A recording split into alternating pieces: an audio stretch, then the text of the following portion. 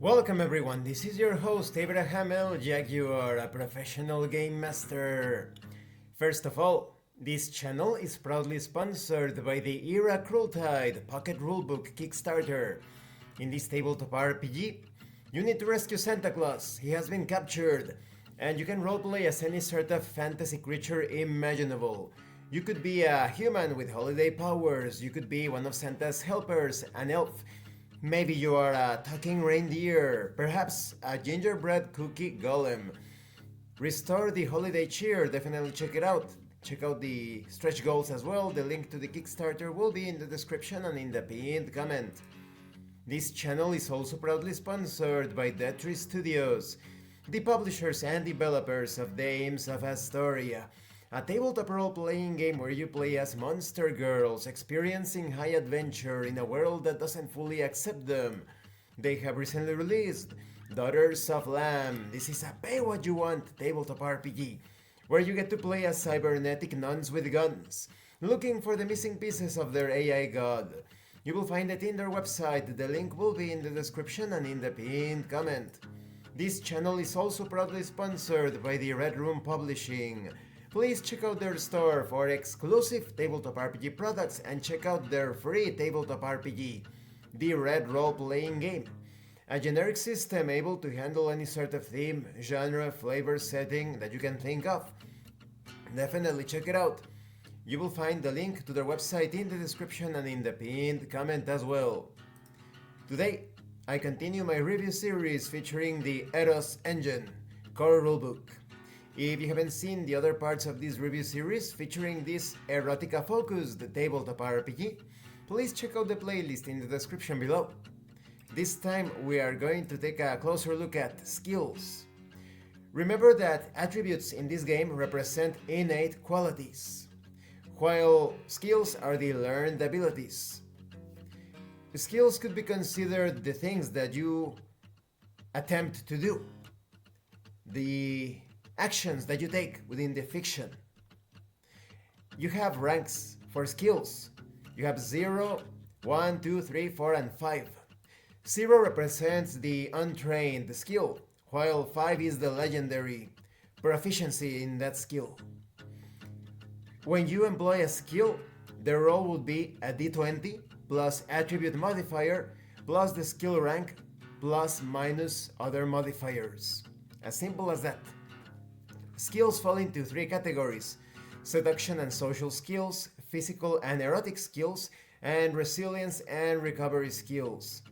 Now I am going to give you some examples as to how these various skills can give you successes or even failures when you employ them, that are very specific to this game. In the case of seduction and social skills, which has to do with flirting, conversation, roleplay, wardrobe and style, reading cues and performance. Let's say that you are successful in using reading cues. Now you know your partner's preferences. You get a +2 on the next erotic roll. In the case of physical and erotic skills, this has to do with kissing, touching, manual techniques, thrust and penetration, positioning, endurance, movement, control, and special techniques. In the case of control, maybe you are successful in delaying the climax, extending the escalation. What if you fail? Oop, immediate climax. It was over too soon. In the case of the resilience and recovery category, you have skills such as arousal resistance, persuasion resistance, recovery, focus. When it comes to examples, maybe you are successful when employing arousal resistance. You hold out just one more round. What if it's a failure? Then you are overwhelmed.